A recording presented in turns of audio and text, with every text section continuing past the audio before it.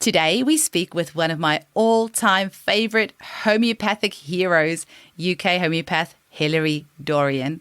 I first learned about Hilery via some online lectures I did through CHE, Centre for Homeopathy Education, and then I've purchased every single one of her series of lectures which she has put on herself.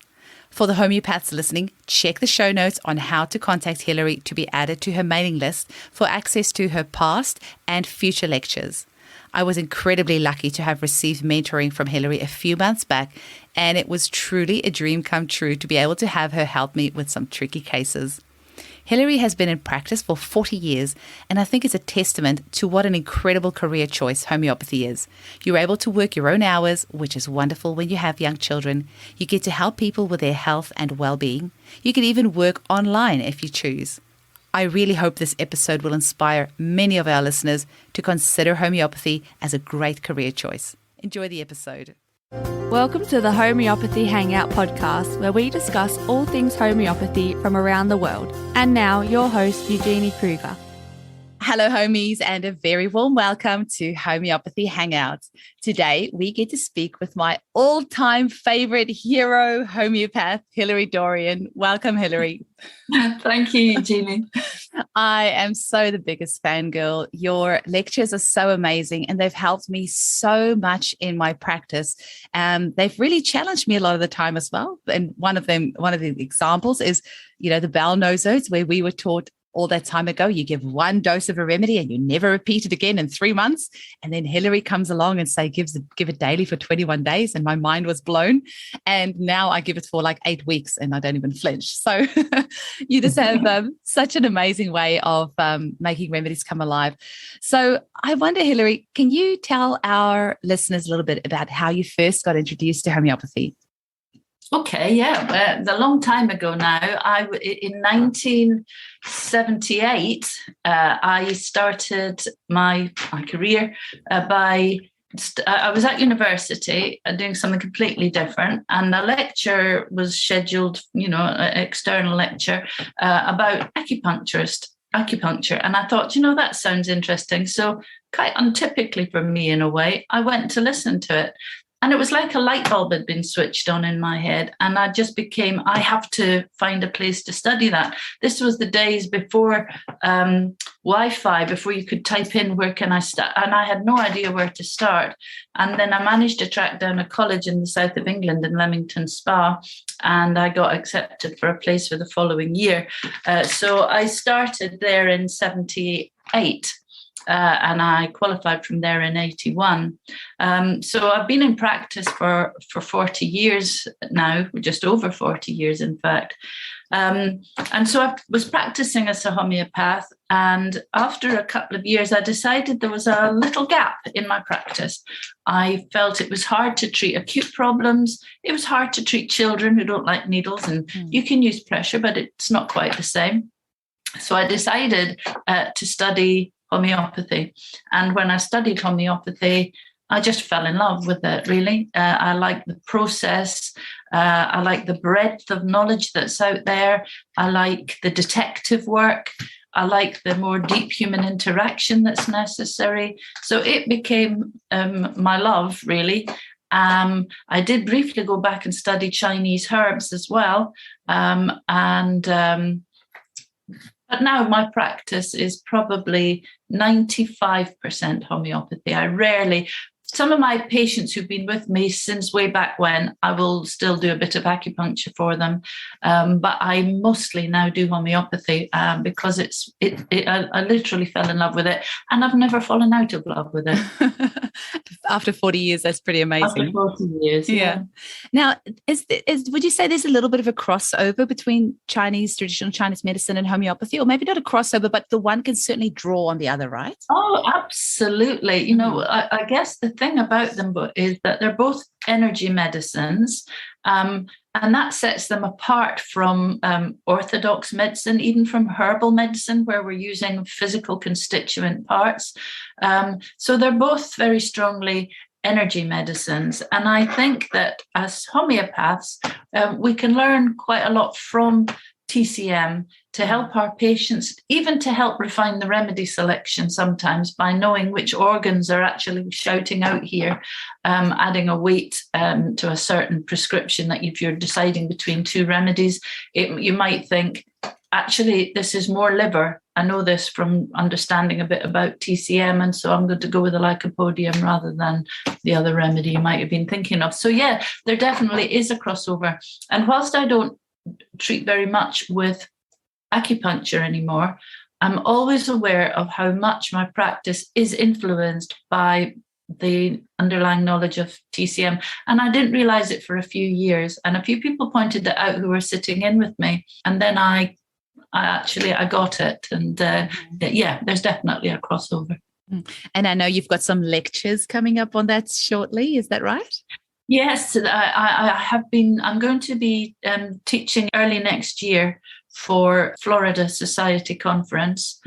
And so I've been meant to be doing the Florida Society Conference in person for a couple of years now, and we keep not being able to go because of COVID. And so we're going to try one more time next year. So it's been a little bit of a while coming. And once that has been done, then I'll probably make it available generally. But I want to keep it for them. I don't want everyone to have seen it and then not get such a successful conference. So I'll keep it under wraps until then. And I'm just spending a bit of time refining it, making it better, tidying it up. Amazing.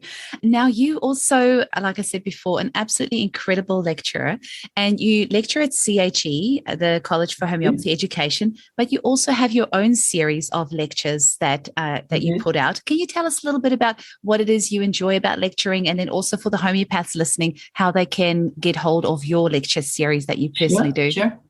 I've been lecturing for about 25 years of my practice now, and I really, really enjoy it. I like the communication of it. I think if people like my lectures, I think what they do like about them is that they're kind of structured, so it makes them quite accessible. And I think it's just because of the way my mind works. You know, some people, they might do a mind map, and to me that looks just completely chaotic. And I think your mind map is such an individual thing. Somebody else might go, I get that completely. And somebody else might say, whoa, what's that? Because it's not how my mind works. So I just try to distill it down into the sort of essences of what matters to the remedy. And I might usually pick out what this person has to say about it, what this person has to say about it, the information that's out there. But then I'll always bring it back to my experience with it and all the things that I've seen time and time again outlined and expanded, just to try and make it both accessible, fun, hopefully entertaining. And I really enjoy it. The process actually of writing the lectures takes a lot longer than you might think. You know, I can imagine. And it helps me because I have to get all that information that I know I've got in there, but I have to get it into a good order that makes sense, that follows a nice trajectory, and add in some cases. So it takes quite a lot of time to get them prepared. But I really, really do enjoy doing it. And probably during lockdown, when I wasn't able to go up and do a lot of lectures, when work was mainly online and wasn't so busy because everyone was in a bit of a tailspin, I decided to amuse myself and hopefully other people by doing a few lectures. So I started doing a series of webinars, which has just grown and grown, and the audience for them has grown. And they're all up on Vimeo. At the moment, there's 4 free lectures, all the no-sodes at the moment. And I'm going to be doing another free lecture this year. We still have to do Medarinum and Tuberculinum and Bacillinum. You've done Medarinum? I've done Medarinum. So because I remember the story of your daughter. That's right. And that's why I love your lectures, because you bring real stories into it and real cases, and that's why it gets stuck in your head. It's just the blue Smarties I remember. Yes, my youngest. Yeah, so it's maybe Tuberculinum and Thuya, I think I'm going to do. That's them. So they will be in the free lectures. And then there's just a selection of subjects that are, I'm interested in, lectures on OCD, subject close to my heart because of my younger daughter. and women's problems, some expanded pictures of remedies, solanums, snakes. So yeah, and I'm adding to them. I plan to do sort of maybe 2 or 3 of the paid lectures every year, and maybe 1 or 2 free ones every year for everyone who's joined up. I really enjoy it. And I know you get people to email you, then they get added to your list. Yeah, anybody who wants to join can just email me. My email is just my name, Hilery Dorrian. I've got a bit of a weird spelling, which is Hilery with an E. So it's Hilery Dorrian, just at AOL.com. So just my name and AOL.com, and that's it. And if you email me and say, can I join up, I will send you a list of what's available and put you on the mailing list. And we'll have that email in the show notes as well. I just want to find out from you, have you got an all-time favorite lecture? Like, is there a topic that you've lectured on that has been a favorite for you? Oh, gosh, so many lectures. It's an interesting question, Eugenie, because there are some lectures that I think, I don't really like teaching this. And it might be because I don't feel my lecture's quite good enough, and I feel like maybe I'd like more time I don't know what it is that makes a lecture. I really like it. I guess it's lectures that from time after time people really enjoy, people laugh at a lot or recognize a lot or say, I love that, thank you. So maybe the ones that become favorites are the ones that, work really, really well. I've got a few that I'm not so keen on doing. I teach for CHE, so I teach a lot of their lectures, and I like most of them, but there are some that I particularly like the lectures that I know that there's not that many people teach them. So the endocrine sarcodes, I enjoy teaching the endocrine sarcodes because I know often for people, they're remedies that they don't know a lot about, and wow, these are really, really useful remedies. And probably bowel noses because I love them so much. And I really like to get that message across to people. These remedies will transform your practice. So I really like to get that. So yeah, that might be my number 1, and the endocrine might be my number 2. But there's a lot of ones that I really enjoy teaching. Well, they happen to be the 2 that has transformed my practice the most, is the Bowel Noses. And just for our listeners, Bowel Noses, I say kind of like homeopathic probiotics. They're not, but that is the easiest way to explain it just to the general public.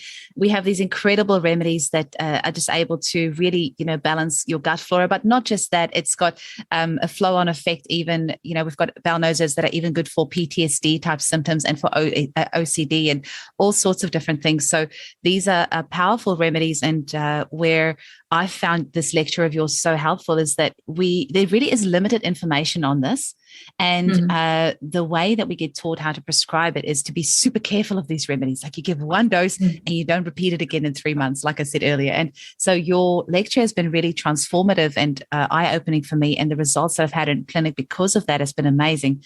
But I'll tell you what, the endocrine lecture has been next level. So also for our listeners, we have homeopathic remedies that are made from the hypothalamus, the pineal gland, the pituitary gland, the anterior pituitary, estrogen, progesterone, all of these incredible substances, which can help you with absolutely anything from, actually milk in the breasts when you're not pregnant or breastfeeding. The anterior pituitary remedy, I've had such good results with that. And it's actually much more common than we realize, because since your lecture, that's now something, if I suspect that's the remedy, I'll ask somebody, do you happen to have milk in your breast when you're not breastfeeding? And they're like, oh, yes, I've never told anybody. And you give them this remedy and it goes away.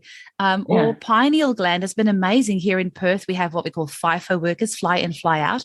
And they do shift work and their sleep patterns are completely messed up. And you give them the pineal gland remedy and they sleep so well. So, it's lovely to hear, because that's ultimately why we do what we do. And it's really nice because sometimes when you're working in practice, you see the immediate effect of your remedies. Somebody comes back and they're like, wow. So it's very gratifying. When you're teaching, you get the gratification if the students have enjoyed it. But the reason why we do it, which is to help people in the world, is at a slight remove. So it's always really gratifying when somebody says, I really helped this person, or I got to a remedy that I wouldn't have got to, and this person was well. So it's lovely to hear that the remedies have been really out there helping people, because that is what it's all about. That's the purpose of disseminating the information, apart from to make a living, so that I can keep doing it. It is really gratifying to know that even with teaching, that you're still really helping people through the world. So it's nice to hear. Thank you. Mm-hmm. Well, this episode could very quickly turning into me just praising you for an hour, because I've said before, the work that you put out has helped me so much in my practice to be able to help so many other people. So it's just wonderful. Now, as a practitioner with 4 decades of experience, which still blows my mind because you look amazing, is how has your practice changed over the 4 decades? How has homeopathy changed over this time? I mean, it sounds like, it's probably a little bit different different and not. It's just we have so much more information these days. But how do you feel things have changed? In some ways, not at all. In the process, not at all. In the actual practice, maybe quite a bit. I would say that my patients nowadays are more well read about homeopathy and about health in general. My patients probably nowadays know much more about our diet and the benefits of exercise, healthy lifestyles, and so on than maybe they did when I started. An example of when I started as an acupuncturist, if people said to me, "So what do you do for a living?" And I would say, "I'm an acupuncturist," they'd say, "Sorry, agriculture." I'll say, "No, not agriculture, acupuncture." Nowadays, even if people haven't tried acupuncture, everybody has heard about it. That's because since I started, we have the internet and the information that's at our disposal. So that's one thing, is I think people are a little bit more interested and educated about health matters. The process, which is, somebody comes in and you spend an hour talking to them, getting as much information as you can about a particular problem, their history, their family history, and their character, and all the things that we need to know. We're prescribing a remedy that kind of is a totality match as best as possible for all of those symptoms. And I guess that process will never change. What changes slightly for me with practice, I had a fairly classical upbringing in homeopathy, as I guess most people do. But I had a big influence from my friend, teacher, and mentor, the late, great Robert Davidson, who said that we must practice appropriopathy. That means that sometimes for patients, there's something else that's appropriate that isn't in what you do every day. And it opened my eyes to sometimes prescribing more than one remedy at a time. Now, this still causes some sort of level of shock and horror in very tightly classical communities. And I hate the animosity between the kind of classical and other people who might call them practical. I don't really call myself anything because I just do what I do. But sometimes we do get really good results I'm always looking for the totality prescription, but nowadays I might be more likely to add in maybe a thyroid daily to support the thyroid, a sarcode or a nosode or something that's going to do some drainage, support some underlying systems that need supporting. I believe that way we get slightly faster results, not better results, but the benefit of that is that people have limited money, they have limited patience, and it's not that the classical on its own works any less well. We get there in the end, but just that sometimes by the addition of, say, Thyrodanum 6C in a certain patient, you might see they'll come back and they'll feel, so many changes. And the same, even adding in perhaps some cramp bark for somebody with severe period pains. They will eventually go with the constitutional remedies, and the acute remedies aren't getting rid of them at a deeper level. But if we can make them comfortable in the short term and allow the deeper remedies to do their job, it keeps them with us. If we can keep our patient happy and confident in what we do and staying with us, we can easily get them better. But healing is a process. It takes a long time. It might be a couple of years before somebody is properly better. And if they drop out after 2, they feel, waste of money. We feel undervalued. And it's just not nice for anyone. So it's really good to be able to kind of keep your patient by understanding what's going on, supporting them as best as we can, both with the constitutional remedy and sometimes another support remedy. So that, I would say, is maybe the biggest change over the years, is that not quite polypharmacy, as I'm not throwing remedies at a patient, but the idea of looking at some physical supports along with the constitution probably has crept in. I would say maybe that's the biggest change. Being able to do it online, that's another more that recent helps. And what's your longest standing patient that you've had? Oh, I've got loads that have been with me since almost the month or two that I qualified way back when. That's amazing. I've had some lovely, and what's nice is that I've got some really lovely, very, very old patients in their sort of 90s who've been with me since then, who I've seen them since they were younger than I am now. And that's nice. And the other thing that's nice is that I have the babies that I used to treat. And that's lovely. You know, I have children that I treated with maybe ear infections as they were babies and then as teenagers. And then maybe I didn't see them for a while when they were young women out in the world. And then they got married and had babies. And so they brought their babies in. So sometimes I've got 3 generations of a family over that 40-year period. And that's really nice too. And I tell you, these babies of mums whose mums used homeopathy, they are super healthy, really. Wow. It does show that kind of generational thing of using homeopathy through the generations, how it strengthens your overall constitution. That's amazing. And then my other question for you was, have you noticed the types of conditions that you're treating have changed in the last 40 years? Maybe not a lot, I wouldn't say. But I definitely see more autoimmune problems than I used to. They've always been around. I've always treated autoimmune problems.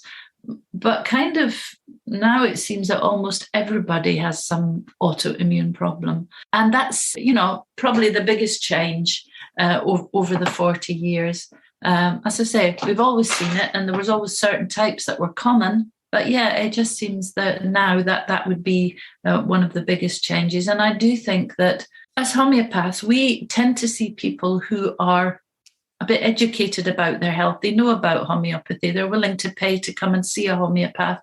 So we're not even looking at the worst health in the country. You know, no doubt the world is getting less and less healthy. For the people who are less educated about diet and exercise, who live off fast foods, who will immediately turn to a statin if they've got high cholesterol, instead of maybe thinking, right, I'll change my diet, do something about it, change my lifestyle, and see if I can get it down naturally first. So we don't even see the sickest people, because a lot of the time the sickest people are less educated about life and their diet and their lifestyle, and therefore aren't always going to come to homeopathy because it's a private medicine, essentially. And that upsets me a bit. I would like to, there are low-cost clinics for people. I will always say to people, I have some absolutely amazing patients who are on universal credit. They've got 3 kids. They have very, very little money. And I always say, look, if you need something, call. It doesn't matter. But they're often the people who will most likely say, no, I've saved it. I knew how much it was going to be, and I've got it here for you. I just love when people who you don't expect to be using homeopathy for themselves and their kids. It's lovely. So I would like to see more of that, more education, really. But the types of diseases, I would just say more autoimmune. And as a mother of 2 gorgeous women, how has homeopathy empowered you as a mother to be able to raise them to be healthy? Yeah, I mean, that's another gift, isn't it, really, when we have children. I don't know how people get through their lives without homeopathy. I often say that too. I think this so often. It's saved my life, both literally and figuratively, in so many situations. And I just don't know how people manage without it. And the one thing is it always gives you hope. There'll be a remedy for that. Might take a bit of time to find it, but we can help. We always know that. So having little babies, and neither of my children went to the GP. I don't think either of them have ever even had an antibiotic, certainly not until they were grown up. And that speaks volumes, I think, for homeopathy, because I see kids who they've had 10 lots of antibiotics in 18 months. So I think, having healthy kids and using homeopathy for them speaks for itself. So having homeopathy as a mum, the chamomile. How do people live without chamomilla? I have no idea. I often say that. Without chamomilla. Honestly, if people knew what it could do, they would. Sometimes I see people and I say, I could help that. I've got some chamomilla. Would you like one? It's really soothing. I think they're teething, and they're like, I don't know what you're offering. No thanks. But even people I know who know me but just don't use homeopathy, if I say I could give you some chamomilla if you like, it's really good for them teething, and they'll go, oh, that's really sweet, but no, it's okay. Yeah. And I also, if you knew what it would do, you would be biting my hand off. It's funny, isn't it? I said, okay, no worries, people have to come to it in their own time. So having that, bringing up a family, it's such a blessing. And the second thing is that I was in private owned practice. So basically I can take off what time I want, what works for me, still have my practice, maybe quieter in those early years. But actually, it's why I started having a receptionist. My very good friend, Teresa, said, I'll look after Emily whilst you're seeing clients. And gradually, as the baby slept, she would pick up the phone and take a message for me. And I found it so useful that even after the children went to nursery, I said, would you like to still keep working for me? And from that day onwards, I've always had a receptionist. And if you have a busy practice, I cannot recommend it highly enough. I couldn't do half of what I do without my support network behind me. They are just so brilliant. And, they will send out remedies. They deal with all the appointments because they're all homeopaths themselves. They can take an acute case on the phone for me. They just allow me to do more than I could if they weren't there. And that came out of working around a family, really. So, as a mum, it's been a blessing in so many ways. And now you have a daughter who's a homeopath, so second generation. How is she going with her practice, and what are your hopes and dreams for her practice? She's doing brilliantly. Is a really, really good practitioner. And I don't just say that because I'm her mum. I think her patients would tell you that. She's very insightful. She's got good emotional intelligence. She's got a good brain for doing all that's necessary to be a good homeopath. And when she told me, 6-7 years ago now, Mum, I'm not really keen on what I'm doing. I'd like to do something that makes a bit of a difference. And I said, okay, what are you thinking of? She said, I'm thinking about homeopathy. I said, oh, brilliant. I said, well, come up to CHC one day, sit in, have a look, see if you think it's for you. And she did. And she said she wanted to study homeopathy. And I said, come and sit in with the college at CHC, see if you like it. So she did that for the weekend. And she absolutely loved it. She really, really enjoyed it. And that started her on that journey to practice. And now, because I'm semi-retiring, I'm not taking on new clients. And so the new clients are seen by 2 homeopaths who work very closely with me, one of them being my daughter.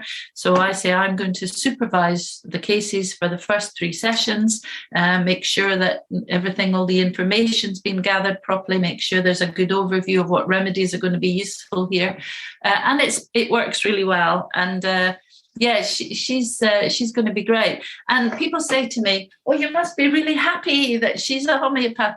And I'll say, all I ever want for my children is for them to be happy, whatever they do. And as long as they find that happiness, that contentment, and their place in the world, I don't mind what they do. But it is nice to have a homeopath in the family. And, when we chat, we can do the homeopathic shorthand, she was a bit of a platina. So I had to, other people say, what does that mean? You don't need to don't need to explain. We have that homeopath. Or you can just, somebody who's, acting up, you can just go, lycopodium. It just gives you a shorthand, and it's nice. It's good, and it's just nice that, because it's in her blood. She's been a homeopath for years. Her dad's a homeopath, not my husband, who's her stepdad, but not Ian Watson. And so it's almost perhaps not unusual that that's what's happened, that she's wanted to be a homeopath. But yeah, it's lovely. I should share that joke with our audience as well, that Hilary's husband is called Ian Watson, but I have also just today recorded an episode with the homeopath Ian Watson, and it's not the same guy. So just if anyone... And there's a lot of confusion.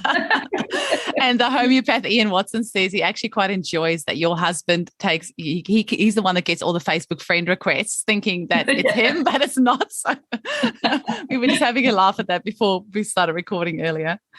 So Hilery, I wonder, have you got actually, I've got a question here for you.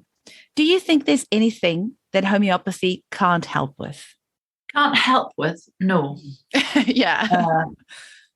Because we help on so many different levels. There are some problems that are surgical problems. They have to be dealt with surgically. It might be somebody's spinal realignment. It might be an accident. It might be an appendix.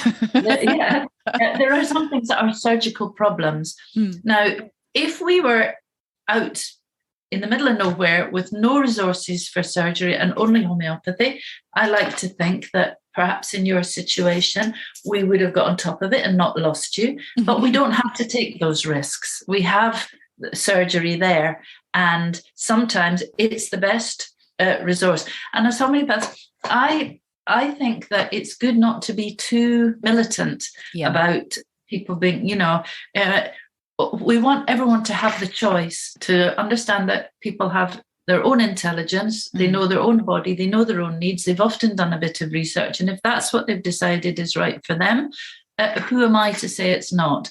I might give them more education as to why that might not be the best road in the first instance, and that how this is the thing that we could try. But, we have to be respectful of other people's opinions. I don't usually find that ordinary medicines get in the way of my prescriptions. And the best way for people to start to think they maybe won't take the ordinary medicines is to get them so much better that they think, this really works for me. Maybe I'm going to tackle this, it might be statins. I want to tackle their cholesterol without taking a medication anymore. So I don't take people off their medications by and large.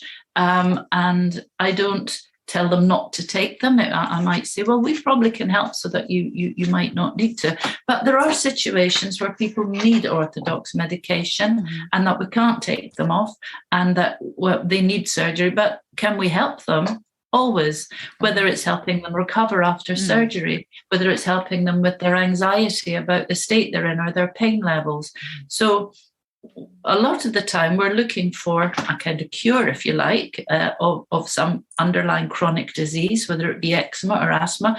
And fantastically, as homeopaths, we very often get that. And it's interesting as well, when my daughter first qualified, a patient who I couldn't take on asked if Emily would see her. Through one of my patients, she said she's very, very sick. She's got cancer. She can't do anything. We just hoped that she'd be able to have one last holiday in New York, which is where some of her family, I think, are. And Emily said, oh, my goodness, that's quite a big case to take on. I said, look, it's a case. It's no different to any other case. You look and you find the similarities and you prescribe on the totalities.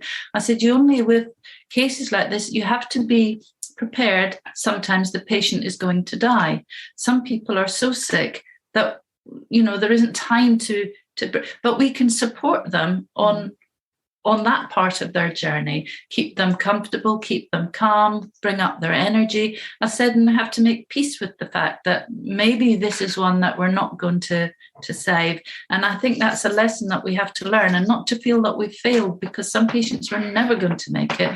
But what we've done is make their transition easier, make that part of, and patients will always say, thank you for everything you did for my mum. So she took the patient on.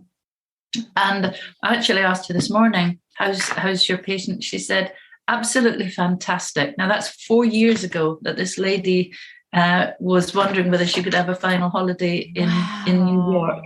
And she said she's all clear. She's been given the all clear and she's gone from strength to strength. So she's obviously delighted. The patient's obviously delighted. So we always try. We always have that view. Yes, of course I can help you. Quite how far I can help you has yet to be seen, because we're all individuals and we all have underlying issues that we live with. But yes, I don't think there's anybody that we can't help, is the short answer to your question. Excellent. Now, Hilery, you also have a skincare range. I think you co-designed it with somebody else. Is that right? That's right. We have a skin genius. And you've won some awards recently as well. Yeah, we've won lots of awards, which is very gratifying. Yeah. Amazing. Can you tell our audience a little bit about it and where they can get hold of these products? Yeah, the products are for acne. Mm-hmm. They're natural products. They're all completely natural, rely on herbs and plants in order to try and heal the skin. You can buy them online, skin-genius.co.uk. The essential range is a foaming facial cleanser, a moisturizer, and a leave-on overnight gel. Great for teenage skins. It also, we have discovered, really by serendipity with mums using their children's products, that it's brilliant for acne rosacea. Not, but it's not true acne where you have it's actually a vascular problem. But the leave-on gel is also brilliant for rosacea. So yeah, that's just a little. I had a skincare company for a long time with my friend and fellow homeopath Jonathan Stalick. We sold that company that was making eczema products, and after a few years, one of my friends approached me and said, I'd like to do this. Will you help me? She does most of the work, to be fair. I help with the formulas, and so Skin Genius, and that's a nice little diversion. That's excellent. I have one more question for you. So it feels like there's a bit of a resurgence in homeopathy. And I don't know, maybe it's in my little microcosm here in Perth where, we've got a group of 800 plus mums who are all passionate about homeopathy. We've got our little group and these mothers are just so empowered and using homeopathy to do amazing things with their kids. And now many of them are going on to study homeopathy. There's a group of about, 7 or 8 of them now who are studying it. Now, you were very young when you started studying homeopathy, and Emily was also very young when you started. Most homeopaths have usually, most of us discover homeopathy through our kids, and then by the time you get to study, you're usually in your mid-30s or sometimes 40 or even later. And sometimes I think that's a good thing because it always feels like you need a little bit of life experience behind you. But you were very young when you started. Emily's very young. And I just spoke to Ian Watson, obviously, before, and he, straight out of school, went to become a homeopath. Yeah. So what would you say to somebody who's really young, was wanting to get into homeopathy as a profession straight from school? I would say that you refine and you change and you expand your consciousness and your abilities as you grow. But there's something really lovely about starting young and growing with the process. Yeah, I was 19 when I started. Emily probably was 25 when she started. And Ian Watson straight out of school. Whereas a lot of the people I was at college with were in their 40s or 50s and even in their 60s. There's no age bar to homeopathy. I think good homeopaths are people who have a good emotional intelligence and are able to listen and empathize and work out what is going to be helpful. And there are people with good emotional intelligence and empathy at every age. So youth doesn't bar you from being a person who can listen and understand. We may not have been there in our lives, but it doesn't mean that we can't understand it. There are situations that I've never been in my life yet, but it doesn't mean that I wouldn't be able to understand how it might have felt. My job isn't to know how it felt, because how I think it might feel isn't necessarily how it feels for this person. Our job is to find out how they felt. We can all find that out. In fact, I sometimes think that this is something that homeopaths might do if they don't take a good enough case, is, there was a grief. And they're immediately thinking Matron Muir or Ignatia, their father died. When I say to students, so Ignatia, why? Well, her father had just died. I said, and how did she feel about that? Well, I didn't ask. So I said, when you have a timeline and you know what happened to them when they were 13, 17, 21, 20, you know what happened to them all the way through their lives, but you don't know how they felt about any of it. So you're prescribing for yourself. You're prescribing for how you would have felt in those situations. My father died and I was in a terrible, I said, he might have beaten her senseless. She might have thought, great, I've got rid of the old bugger. We don't know unless we ask, So our experience is understanding how a situation might feel because we've been there. But if we're not careful, we can impose our own view of what happened. Whereas when you're young, you maybe don't have that because you haven't been divorced. You maybe haven't lost a parent. You maybe haven't had a child. So you're not putting imposing your own view on it, and you're less likely to be prescribing for yourself and fully prescribing for the other person. Just a thought. So I think there's advantages at every age, when you do have experience, when you know how to deal with something, when you're not embarrassed by grief or by sexual stuff, or, there's things that come with experience, but that doesn't mean that there aren't some brilliant things that you have from starting young. I love that you've said that. That's so great.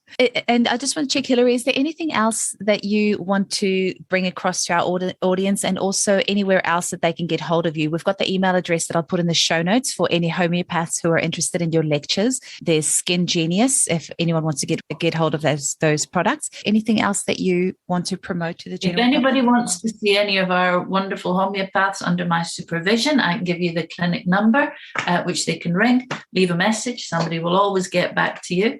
And that is, if you're out of the UK, 0044 1342 836985. And that's about it. But you're talking about the young people coming into homeopathy and how in doing what you're doing and teaching all these young people, I think that's fantastic. And it's a sort of testament to your enthusiasm passing down to these people who think, yeah, I can do it. They try homeopathy, it works, I can do it. And then I'd love to be like Eugenie doing that. It's marvelous, I think, to do that, to encourage that younger generation into homeopathy. We have to encourage the younger generation, and otherwise we're not going to keep going through the generation. So I think that's a great testament to your what you do out there in the community as well as in your practice. So thank you so much. My son is 10 and my daughter is 7, and she's been saying since she was 5 that she's going to be a homeopath and work with me. But she said she wants to be an animal homeopath, and on the weekend she's going to be an artist. So they are what started already. They are what drive me, because I want homeopathy alive and thriving for them when they are adults, so they can, they are my reason for living. They're my reason for doing what I do. I want to keep homeopathy alive for hopefully grandchildren one day, so they can use it and have access to this safe natural medicine. Brilliant. Yeah, I think that's absolutely brilliant. Well, thank you so much for your time today, Hilery. It's a pleasure. It's just wonderful chatting with you. And I know you're about to jet off on a plane and then on a boat. So enjoy and have a great holiday. I'll do my very, very best to enjoy it. I don't think it'll be too hard somehow. I'll talk with you soon. Bye-bye. Yeah, take care. Thanks, Eugenie. Bye. Bye. The Homeopathy Hangout podcast is produced by Eugenie Kruger Homeopathy. For more information, visit eugeniekruger.com. The information presented in this podcast is for educational purposes only and does not replace advice from your medical practitioner. Please read our full disclaimer in the show notes. Thank you for listening.